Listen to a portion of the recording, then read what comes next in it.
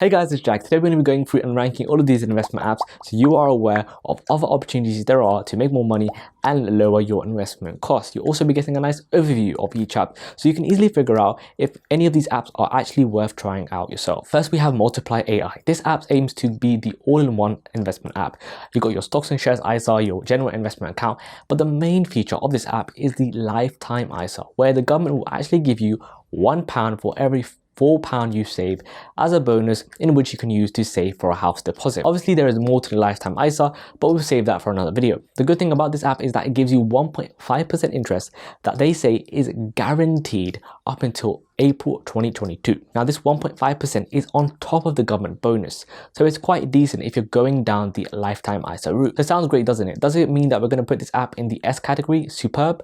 No, that's because of the fees. Now the lifetime ISA is currently free, but the stocks and shares and in general investment account have certain fees which aren't too great, to say the least. You can't invest in individual shares either. You got your £1 a month multiply fee, 0.3% a year platform fee, and then your fund fees, whatever they are. They are transparent fees, but if you are investing in funds, you're probably better off going to FreeTrade or Vanguard directly, which is why I'm going to put these bad boys in the D category. Next, we have Hargreaves Landsdown. This is the UK classic old boy investment app. You can set up an investment ISA, you can invest in both stocks and funds, and they have a really nice search and user interface for you to find those winning companies.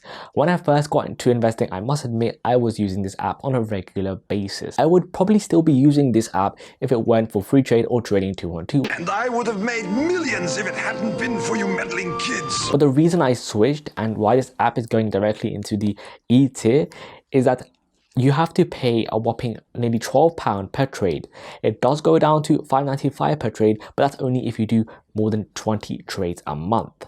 Yeah, the website is good and the search tools are great, but they are no way worth £6 a trade. You can easily use their search tools for free. In fact, you don't even have to be signed in up to use them. And on top of all that, they charge an FX fee of 1% and an annual account fee of 0.45% to go with it. Seriously expensive and overrated, straight into the E tier. Next, we have Etoro. Etoro's main business proposition is copy trading. As a concept, it sounds great to you on paper. You get to sit back and relax. You find a trader or a couple of traders who seem to have a good history. You hit the copy button and you may get to watch the money roll in. But what if they are at the end of their lucky streak? It is active fund management in the end. It seems quite scary to give control of your investments to a random guy on the internet. But having said that, guys, there are a couple individuals on the platform that are really talented. Personally though, I'd never put an amount I'm going to be really comfortable with losing. I also think there is a new risk with active fund management of this kind. You don't know their motives, you don't know their long-term strategy, and people are a big risk. Think of your own life in the last 10 years. How much have people changed around you? Most of the people on Etoro, if not all of them, are one-man teams. That's why I'm not going to be in a situation where I'm going to be copying someone for 10 years, even if that's possible to do. If you're not interested altogether in the copy aspect, you can still trade stocks commission free yourself on Etoro.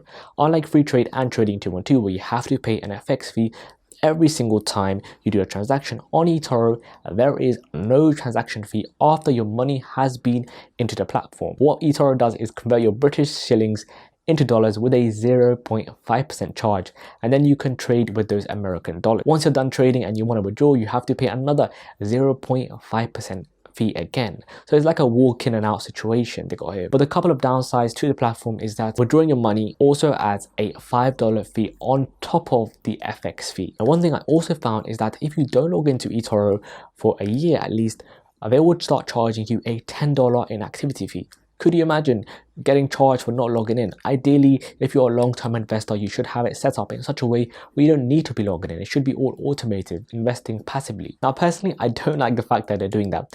But unlike popular UK investment platforms, you can also buy and trade crypto like BTC, Ethereum. So that's pretty neat, having all your investments in one place. There is no stamp duty to pay either on stocks that trade on the London Stock Exchange. Etoro apparently absorbs this cost, so we don't have to pay it at all. Upon doing some research, it seems like it's because of how they're set up legally. But because of the way they're set up, you also can't actually open up an investment ISA. You can't even trade UK specific funds, but you do benefit from getting the US funds instead, like ARK Invest, which is actually not available on any other popular UK investment app. I would personally use this app more if I'm buying and selling stocks on a very frequent basis, or I'm really interested in their copy trading feature. There is a lot of people that have been also complaining about Etoro's treatment of dividend withholding tax. For those that don't know, this is a tax you pay to the US on each dividend payment that is received from US based companies.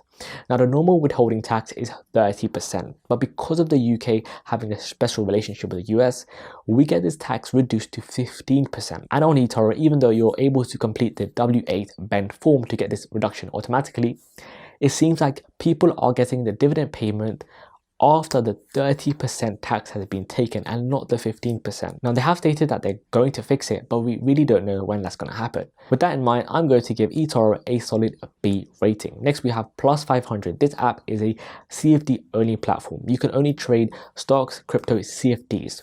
CFDs are extremely risky. I wouldn't touch this app with a barge pole. You should only use this app if you're trading CFDs and if you're an investment genius. And if you are an investment genius, then you should be working at some investment bank. Honestly, we aren't going to waste any more time with this particular app. According to their own website, 72% of retail investors' accounts lose money. So straight in the F category, in my personal opinion.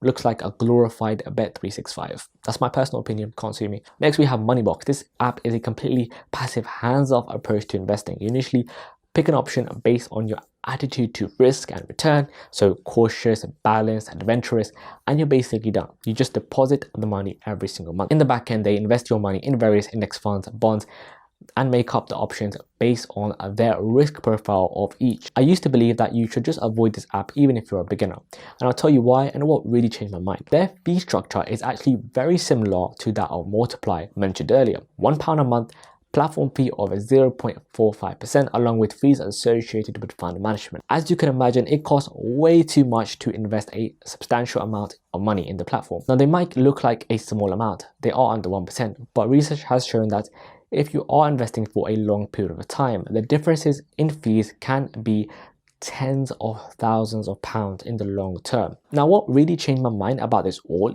is that if you've never invested, this might be a really good way to get you in the mindset of having your money in the market. Because of the fact they're so simple to use, there is less friction. Ultimately, this is encouraging you to invest rather than you pondering and thinking about it and putting it off forever. But after you pass the beginner stage, I started to learn more about how index funds work and actually try to bypass the app and go straight into holding the funds instead on something like FreeTrade or Vanguard. You will save a lot of money over a long period of time in costs, which will ultimately mean more money invested and more money in your pocket when it's time to withdraw. I'm going to give this app a D, with swiftly moving on to Stake. Stake is heavily focused on US stocks and ETFs with 4,500 plus of them. It's a zero commission, very simple fee structure. You get charged a 0.5% FX fee on deposits and withdrawals. Once you're in the app, there is no FX fee per transaction, but the minimum the FX fee has to be is at least $2. If you deposit anything below $400, then you have to pay the $2 minimum. If you make smaller deposits like $100, you'll be charged an effective 2% rate because you have to pay them $2. This is higher than FreeTrade, Trading 212, and even HL. You also can't get an ISA account, which really limits you to only using this app if you're a regular investor of US companies only. And so for that reason, for all those reasons, I'm out. Straight to the trenches at sea. Next, we have Vanguard. There are just 3 reasons why I'm going to give Vanguard's ranking, which you'll see next. Even though you don't have the freedom to invest in individual stocks and it's just their own fund and bonds, it's really simple to use, even for beginners. As well as this, once you have Vanguard fully set up, linked to your bank account, automated passive investing works really, really well, saving you valuable time, which is why we invest in the first place, for the time freedom. But this isn't the best thing about Vanguard, and it's not their long-standing reputation either. It's in fact the fees. Vanguard has one of the lowest fees in the market. The yearly account fee is only 0.15%. In practice, it's £15 for an account size of £10,000. If you have over 250k invested with Vanguard, there is indeed no charge at all. The only 2 issues I would have with Vanguard, and why I'm putting them in the A tier and not the S tier, is the fact that there is indeed no mobile app in the UK, and the fact that you can buy Vanguard funds, or at least some of them, cheaper on other apps like FreeTrade without incurring a yearly fee. So if you are feeling a little bit cheeky, that's another way to lower your investment costs. Okay, so Trading 212 is what we're going to be exploring next. This app allows you to invest in both individual stocks, funds, commission free. You can open a general investment account, a stocks and shares ISA. The only charge you will have to pay is a currency exchange fee of 0.15% per trade. Now, in reality, it's by far one of the cheapest platforms to invest, but one of the controversial to say the least, especially with their business model. Some initial research will tell you that they're making most of their money historically on CFD accounts, where 70% of people lose money. So it's like they're funding cheap accounts with people's losses. It seems slightly unethical in my opinion, but you might think otherwise. They also have by far one of the most features available. You can set up automated investment pies, invest in fractional shares, and even see what other people have invested in. They're also pumping out nice new features as well, like introducing communities where you can post your own thoughts about certain stocks, as well as get some insight on what other people are thinking. I think the amount of negativity they receive for, let's say, changing their terms of service or not accepting new accounts is only partially due to them not being transparent enough to their client. And I think the real reason you see so much of this all over YouTube and investing forums is because they have a significant amount of customers, far more than FreeTrade, their nearest competitor. Trading 212 has 13 times the number of reviews than FreeTrade, so it's obvious that just by the numbers you're going to see more visible users concerned. With that being said, I think Trading 212 still deserves to be in the S category. Next we have FreeTrade. From the little descriptions they have of different stocks to donuts they send certain creators on Krispy Kreme's IPO day, is by far one of the cheekiest apps. Like Trading 212, they also offer commission-free stocks that can be bought with fractional amount as well. However, unlike Trading 212, FreeTrade does not rely at all on CFD accounts. Their general investment account is free, but they charge £3 a month for their ISA account. The FX fee is 0.45%, which is more than half of Hargreaves Landsdown, but still higher than that of Trading 212. I think for the fact that FreeTrade make an effort to not have CFD account and still provide a relatively cheap service allows them to be on par with Trading 212. If you did watch this video to the end, please do leave a comment. Let me know your thoughts, questions, anything really. It tells YouTube that this lad's video wasn't too bad at all and it will just push it further. While you're there, if it's not pushing it too much, please do leave a little cheeky like as well. Thank you so much for watching and I'll see you in the next one.